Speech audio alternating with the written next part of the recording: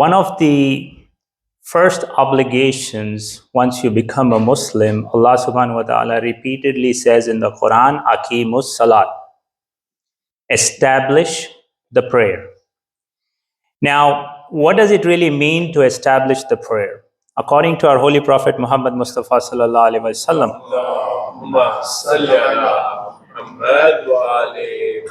Salat is the central pillar of Islam. It is the first obligation that was placed on the Ummah of the Prophet sallallahu alaihi wasallam. And it is the first deed that you will be questioned on the Day of Judgment. So as such, Salat is not what you would call optional, but is actually central part of what we do. In the Quran, Allah subhanahu wa ta'ala says, how does Salat affect us? So He says, Inna salata tanha anil fahshai wal munkar. Indeed, Salat or prayers prevent or restrain you from indecency and wrongdoing. So according to Imam Jafar Sadiq alayhi salam, when you are praying, and if you notice however many sins it stops, you stop yourself from doing, that's how much salat of yours is being accepted. So the point is, it's transformation. So if you have full transformation where you're not committing any sins, that means your prayers are also being accepted at the same time. And in another place in the Quran, Allah subhanahu wa ta'ala says, Qad aflahal mu'minun. In Surah Mu'minun, He says, certainly the mu'min is successful. Who? Allazina hum fi salatihim khashi'un. Those who guard their prayers with humbleness, khushu. So the more khushu you have in your salat, that is the true measure of success according to Allah subhanahu wa ta'ala. Not your wealth, your money, your position, your title, or how much well known you are in the community. It's how much khushu or humbleness you have in your prayers. That's what Allah subhanahu wa ta'ala says measures the amount of success you have as a mu'min. Now, according to Imam Baqir, alayhi salam, salawat ala Muhammad wa Now, I'm quoting a lot of hadiths from a lot of the imams here today, right? Imam Baqir says salat is the pillar of the religion. We know very well, as-salatu umududdin, right? Salat is the foundation of the religion. So according to Imam Jafar Sadiq, Salat is the central pole or pole of the tent. So if the pole is strong, then the rest of the tent will stand strongly. However, if the pole is broken or weak, guess what happens to the tent and the ropes? Everything falls upon itself. So without salat, there is no spiritual structure in ourselves. If you want spiritual reform, you have to make sure your salat is powerful. Now, Imam Ali says that, when you are praying, your body is glorifying Allah subhanahu wa ta'ala. Your clothes are glorifying Allah subhanahu wa ta'ala. And even your surroundings are actually glorifying Allah subhanahu wa ta'ala. So it's not only yourself when you're praying, but everything around you turns around in submission to the remembrance of Allah subhanahu wa ta'ala. The Prophet says that when you pray, there is a nur that gets established in your heart, a light. And Imam Ali says that mercy or nur or rahmah, right, surrounds yourself while you're praying. And shaitan looks at you with jealousy because he says look, the light on this guy's face, I can't do anything to him because the light is emanating from his heart. And the prayer reconnects, establish our connection with Allah subhanahu wa ta'ala.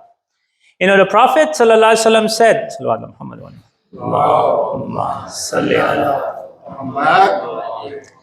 so when you pray 5 times a day, it is as if there is a river flowing, and each time you go pray, you wash yourself in that river. So when you pray 5 times a day, you get an opportunity to wash yourself 5 times in this flowing river of Allah's mercy and rahmah. So you get 5 chances every day to purify yourselves. Now, salat actually determines if your deeds are accepted or not. If I just go do good deeds all the time and there is no salat with it, my deeds are not going to be accepted. So Imam Sadiq says that if your prayers are accepted, then all your deeds are also accepted. As such, prayers must not be rushed. You shouldn't be rushing to do the prayers. You should not delay it without any reason.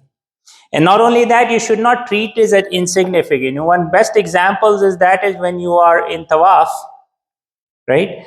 And you are circling around the Kaaba, right? You are saying that I'm keeping Allah subhanahu wa ta'ala as central to my life, and everything I'm doing is around Allah subhanahu wa ta'ala, keeping Him as my center. So when you pray, right, that one thing this is something that is very, interesting in US, right? We surround all our activities and fit namaz into it. We may do programs or we may do other things. For example, we try to fit in prayer that if it's an extra item. Whereas salat is actually the most important thing you should be doing. So as such, you should make sure that you put your salat in first and then fit all your schedules and worldly activities around the salat. If you're not doing that, then you need to go look at yourself in the mirror as to what you're doing. Salawat ala Muhammad wa ala Muhammad.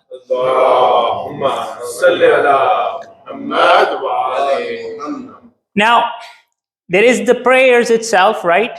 And then the prayer in Jama'at. So the nafila prayers you can of course do individually, that's fine, but the recommendation is actually to do wajib prayers in Jama'at form. Now, what does that really mean, right? Somebody asked the Prophet, sallallahu alaihi wasallam, where should I pray? Like, home or the masjid? The Prophet replied, you see my home is right next to the masjid. Right? My home is right attached to the masjid, right? So he says, however, I like to pray at my home. It's very beloved to me to pray at my home. But the wajib prayers always in the masjid. Now, why is that? Because number one, it erases all the inequalities that we have, whether it's in the terms of race, diversity, wealth, your rank, your position. It also unites our heart towards the Qibla because everybody is pointing towards the Qibla. When you stand shoulder to shoulder next to your brother, right, you're uniting yourself as an ummah. So you're teaching yourself discipline. You're teaching yourself obedience. You're teaching yourself humility. And that's why, and it also, when you pray in the masjid, it actually revives the masjid. And I shouldn't probably say this, but great example is our masjid, for example. How many times do we actually pray wajib prayers even when we are doing programs in the masjid? Or how many times do we actually show up at the time of masjid to pray in Jama'at form? Because by the way, everything else is actually mustahab. Whether you do it or don't do it, yeah, you're going to earn sawab, but that's not what you're going to be held accountable to. Salat is what you're going to be held accountable for, and Jama'at form is the best form of salat. Why? Because, Imam Sadiq alayhi salam says that when you pray with adhan and iqama, in your prayers, right, there's rows of angels who pray behind you. Now, somebody asked him, so how many rows, right? How far does the row go? He says minimum is the number of angels are from the east to the west. And maximum is from the earth all the way to the heavens. Salawat ala Muhammad wa ala Muhammad.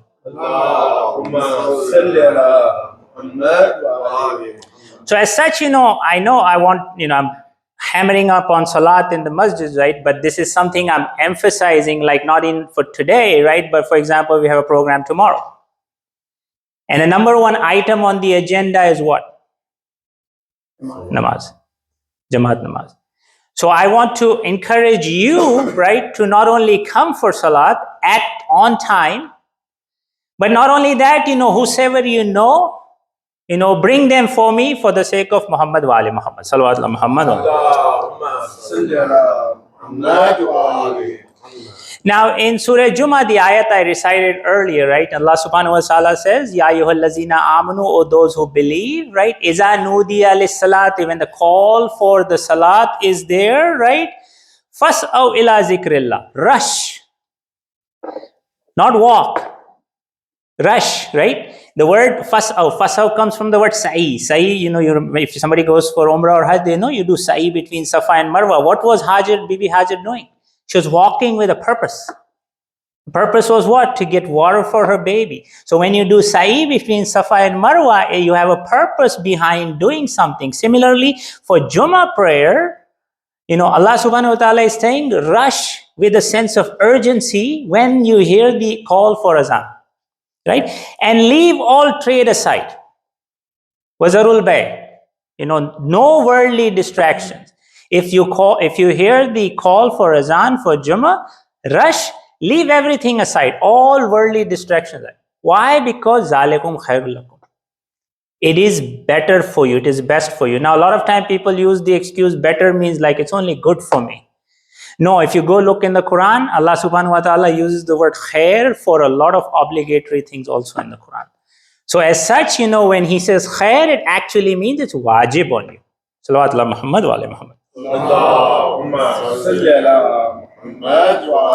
And for what? For zikrillah. Zikr of Allah includes two things in the Jumu'ah prayers. The khutbah itself and the 2 rakat namaz. That is the zikr of Allah subhanahu wa ta'ala. So as such, there is really like when you look at the ayah, there's like 3 central commands. One is a clear command to rush towards the zikr of Allah subhanahu wa ta'ala. That's number 1. Number 2 is there is a clear prohibition to leave all worldly distractions aside. Anything and everything to do with dunya, leave it alone. And then there is a clear priority to prioritize your deen over your dunya. And that's why, right, I'll give you a hadith from the Prophet sallallahu alaihi wasallam. When they were going for the battle of Uhud, right, and he was doing the Jumu'ah prayer, this is his hadith, right, and so he says, the establishment of the Friday congregational prayer is divine obligation. And not only that, he says, whosoever degrades it or denies it during my lifetime or after my demise, Allah will prevent him of blessing. His prayers, his charity, his hajj, his good deeds will not be accepted until he repents. That is the hadith from our Prophet. Now, another place, somebody asked the Prophet, he says, Ya Rasulullah, I can't go for hajj because I can't afford it. What should I do? He says, attend Jumu'ah prayer because Jumu'ah is the hajj for the needy. So if you want to get the sawab of going for hajj, come attend Jumu'ah prayer. Hajj. Once in your lifetime activity, you get every week, you get a chance to get the sawab of hajj. And, the incident goes, right, one day the Prophet ﷺ was actually leading the Jumu'ah prayers and the caravan came. And they heard the drums for the caravan. And when the drums for the caravan were heard, everybody took off, leaving the Prophet standing on the pulpit except a handful of few people. And everybody ran towards the worldly things. And that's why the ayah of the Quran came in, right, in Surah Jumu'ah, right? So that's the last ayah, which is ayah number 12. It says, when they see a merchandise and amusement, what do? They rush to it and leave you standing. And Allah subhanahu wa ta'ala says, say what is with Allah is better than trade and amusement. So you can see the importance and emphasis of Allah emphasizing the Jumu'ah prayer in the Quran, where He's also telling the Prophet, right, that leave things and amusement apart. Imam Sadiq, he said that if a person misses 3 Jumu'ah prayers deliberately, he is a munafiq. This is hadith from our own Imams, right? Now, what is the purpose of Friday prayer, right? So we need to ask that question, right? What is the actual purpose behind Friday prayer? So Imam Rida explains this. He says, Friday prayer is a public gathering. To do what? To exhort the people, to command them to the obedience of Allah subhanahu wa ta'ala, to obey the things that Allah subhanahu wa ta'ala wants you to do, and to prevent the things that Allah subhanahu wa ta'ala doesn't want you to do. And then to inform people around topics that relate to their religion and matters of this dunya. So the question is, and I know I'm running out of time here, but I want to kind of bring this to our highlight. So why is there an issue with, us as Shias, and we have hadith from our Imams that actually, give a lot of warnings around Jumu'ah prayers, right? Because we have different rulings, right? The number 1 first ruling was that So I'll give you a simple explanation, right? Because I don't have too much time. Number one was that during the time of the Imam, it's wajibul ayn, meaning it's compulsory. Nobody questions that, period. However, our Imam is in ghaib. So there is 3 different rulings that come out of it, right? One is where they say that the praying of Jumu'ah is actually haram. We have that rulings too. We should pray only Zohar, not Jumu'ah.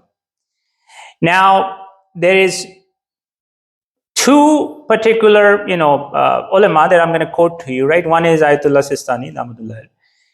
He says there is wajib-e-takhiri. Now, what does wajib-e-takhiri mean? Wajib-e-takhiri means that you have the option to actually pray Jumu'ah or Zohar prayers. However, he says if you hear the Jumu'ah prayer, Azan, that is better for you to perform Jumu'ah than doing Zohar. Shaikh Bakir Irwani, right? I think he's in Najaf, right? He clearly says that, doesn't matter if the Azan is established. So number one, the condition is it's not our responsibility to establish the prayer. Because the condition is Izanudiya, when you hear the Azan for Jumu'ah prayer. So if the Jumu'ah prayer is established, meaning the Azan is done, then it's compulsory on you, wajib on you to show. Now, some of us come from different cultures, there is ulama before us, right? Which, even, like Aga Khoi, right? He said that, Zohar is what we should pray, not pray Jumu'ah. So, or the wajib-e-takhiri, right? Where you have options. So a lot of people actually end up, I found out even in our congregation, some people actually pray Zohar afterwards in the Asr prayer as ihtiyat. Now, ihtiyat means that in case something is remiss in the Jumu'ah prayer, I'm making it up with, however, according to Ayatollah Sistani, Jumu'ah prayer is enough. So, salawat ala Muhammad wa ali Muhammad.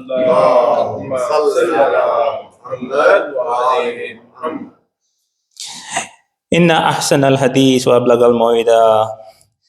Kitabullahi al-aziz al-hakim. A'udhu billahi minash shaitanir rajim. Bismillahir rahmanir rahim. Wal asri innal insana lafi khusr illa allazina amanu wa amilus salihat wa tawasaw bil haqq wa tawasaw bis sabr. Inna Allaha malaikatahu yusalluna ala nabiy ya ayyuhallazina amanu sallu alayhi wa sallimu taslima.